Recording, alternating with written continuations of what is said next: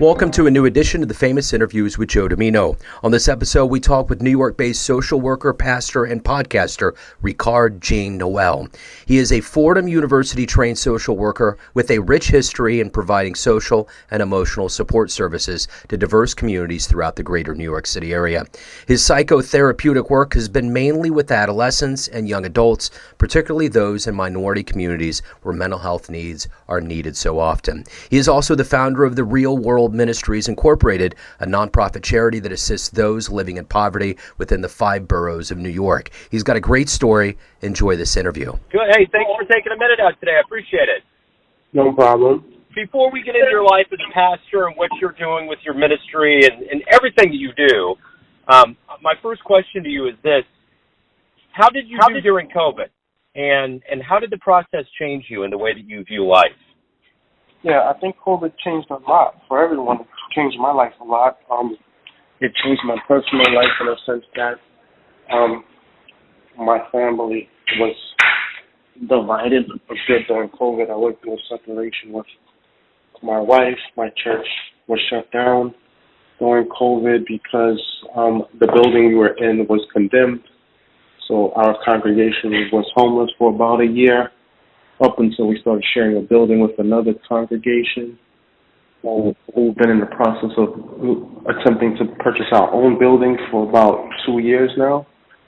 I was in grad school in the middle of COVID, so I graduated from grad school, thank God. Became a single father in the middle of COVID.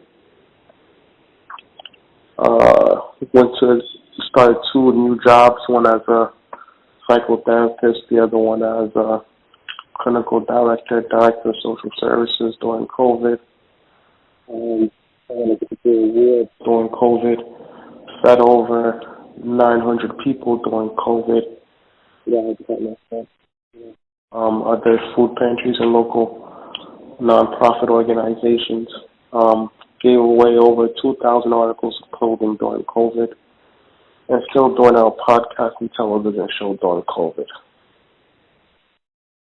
So to get a better handle on what you do for a living, let's say you're at a career day at an elementary school in front of a bunch of third graders, and one of them looks up and says, "What do you do for a living, and how are you qualified to do that?" How would you answer them? So I have a master's in social work with a clinical concentration from Fordham University. I graduated in 2021 of January from Fordham. Prior to that, I graduated from a community school in New York City, College of Technology, under the City University of New York, with a bachelor's in pre-law paralegal studies. I am also an ordained minister of the Seventh-day Adventist Church, and I've been a youth minister for about 7 years, since 2015. I've been working in the social service field since, I believe, 2016. So yeah, those would be my qualifications. Outside of that, I've been producing my own television show since 2018. Been producing my own videos since 2016. I started my own nonprofit organization in 2018 of December. So I've been an executive director of my own company since then.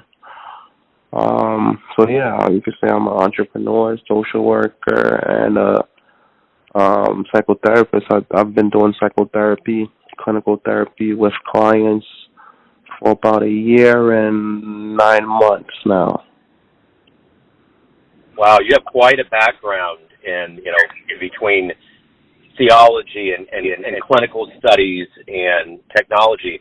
Talk to me a little bit about, where you were born and raised and, kind of growing up and how these seeds and interests came into your life. Okay, cool.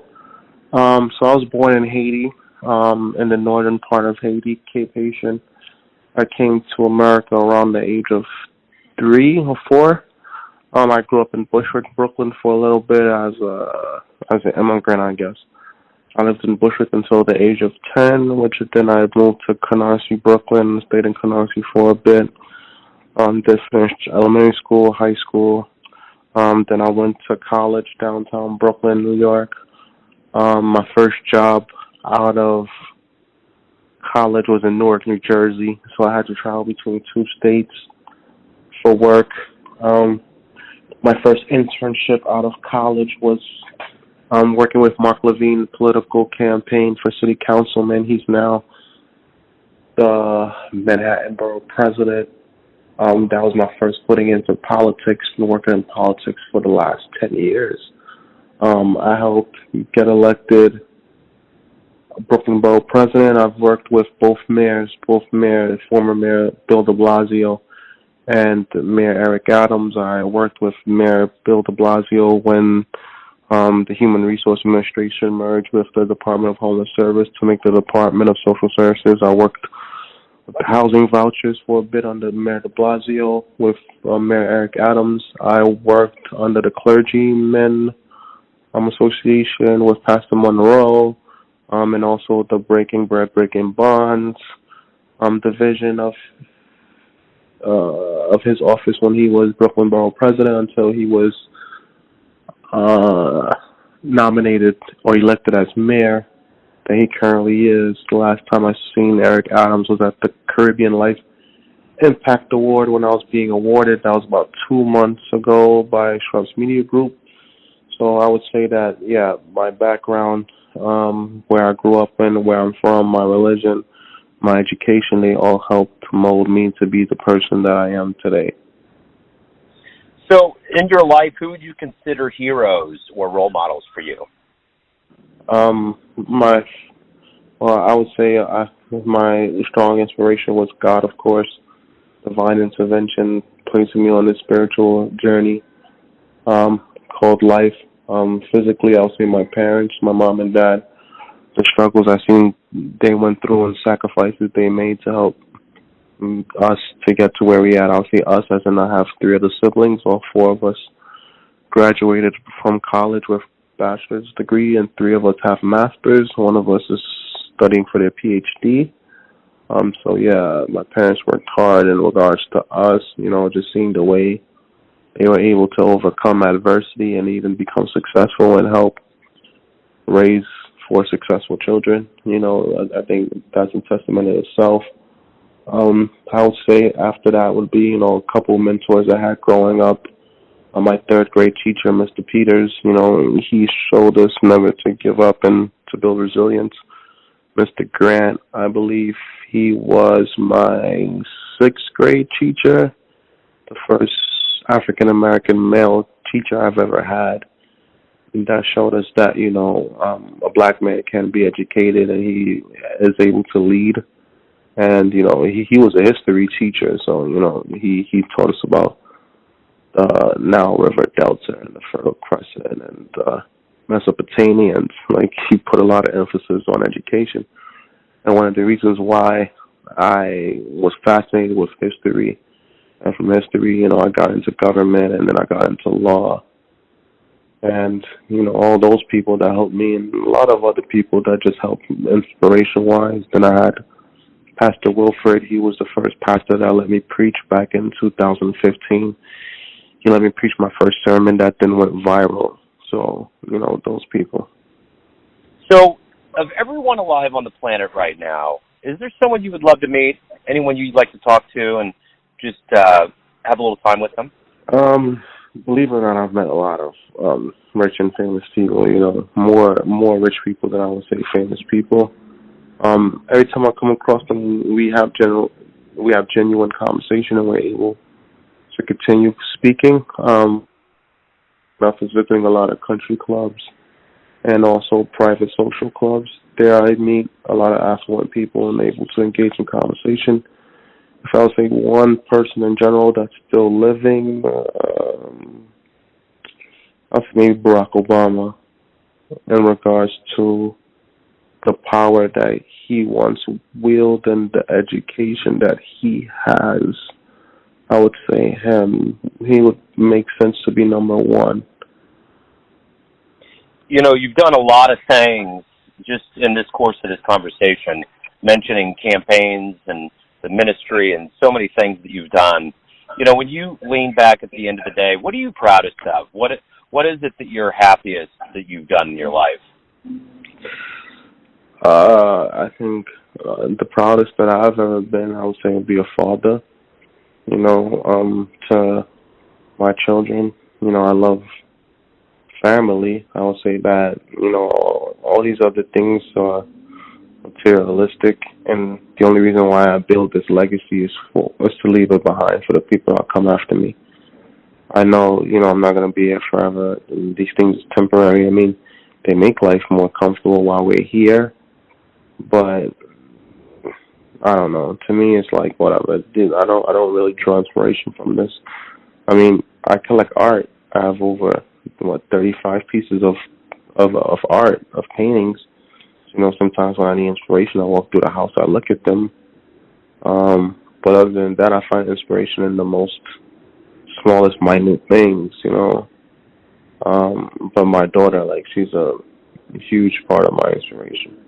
With all of this life that you've lived and the people that you've met and conversations you've had, you've gained wisdom, and obviously, that's done you well. But let's say you have a dream tonight. You run into your younger version, say your 20-year-old version of you, and you can give that version a piece of advice based on the wisdom you've gained throughout your life. What would you tell your younger version? Just save. One thing I could say is, I would say save and, slow down on the women. The women are one of the reasons why, we spend so much money in life.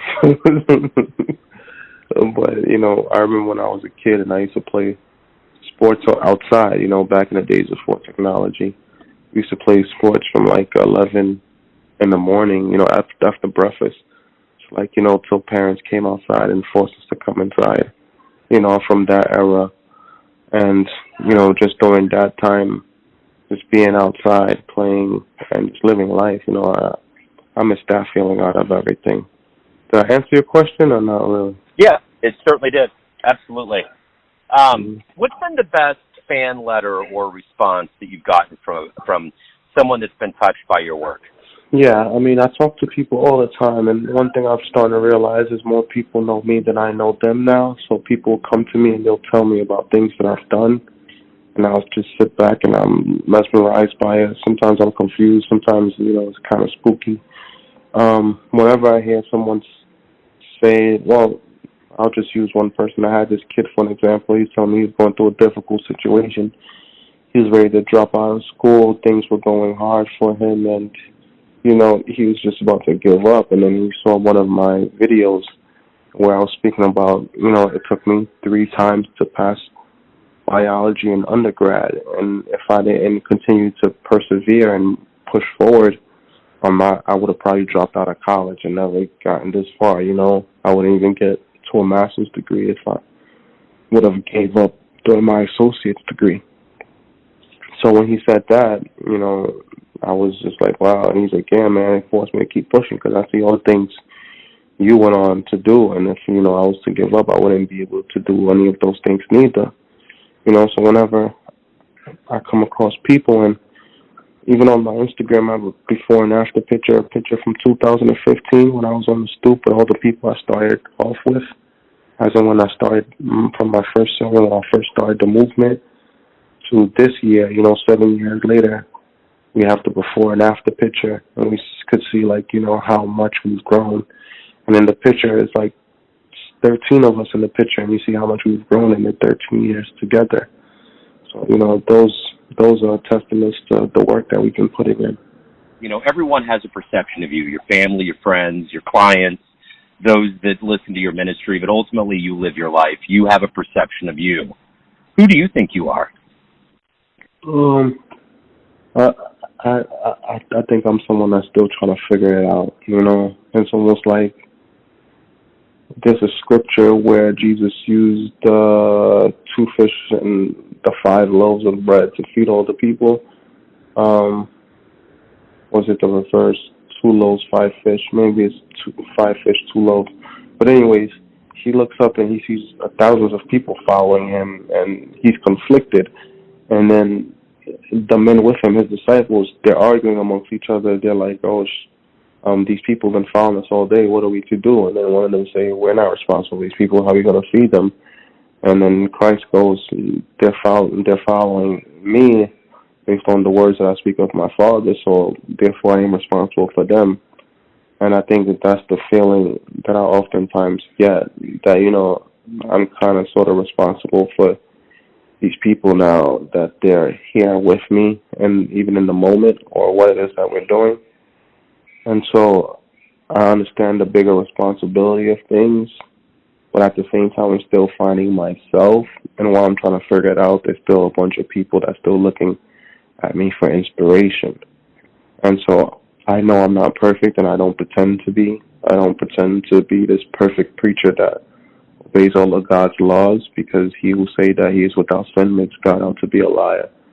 So I can never say I'm not a sinner. But I am a man that's trying and that's testifying and that has a message. And because I'm willing to share that message with people, is providing inspiration. And because of divine intervention that's done in my life, I'm able to touch millions of other people right now. But I think I'm still a work in progress. I don't see myself as perfect, but I see myself as someone that's willing to try. So if anyone out there wants to know more about you and your ministry and what you do, where's the best place for them to go? You can start off by Googling me. My full name is Rickard, Rickard. Last name is Jean, like the pants you wear, Jean. Noel, like Christmas, Noel. You can check us out on YouTube. You can put Rickard Jean-Noel on YouTube. You can see my sermons there. You can put the Real Word TV, like the Real Word, like the Real Word of God. TV, one word, on YouTube to see our podcast. www.therealwordministriesinc.org, therealwordministriesinc.org. The Real Word Podcast, anywhere you can find podcasts, Apple, Spotify, SoundCloud, Pandora, and Apple Podcast. We're also on television if you're in New York, the Brick Network, every Tuesday and Thursday, 12, 1, and 4, 12 noon, 4 p.m., and 1 a.m. Yeah, you can also catch us on Facebook, the Real Word Ministries Inc. on Facebook, the Real Word Ministries Inc. on Facebook, and the Rickstar1875 on Instagram, Rickstar1875, or the Real Word Ministries Inc. on Instagram, the Real Word Ministries Inc. on Instagram. Beautiful. Rickard, I think we got it, man. Hey, thank you for taking some time out. Good luck with everything. I appreciate it. All right, man. No problem. Thanks for tuning in to another famous interview with Joe Dimino, where we cover the world of art, literature, music, and spirituality around the globe. If you want to hear more interviews, visit the Famous Interviews with Joe Dimino channel on YouTube. Thanks again for listening, and until next time.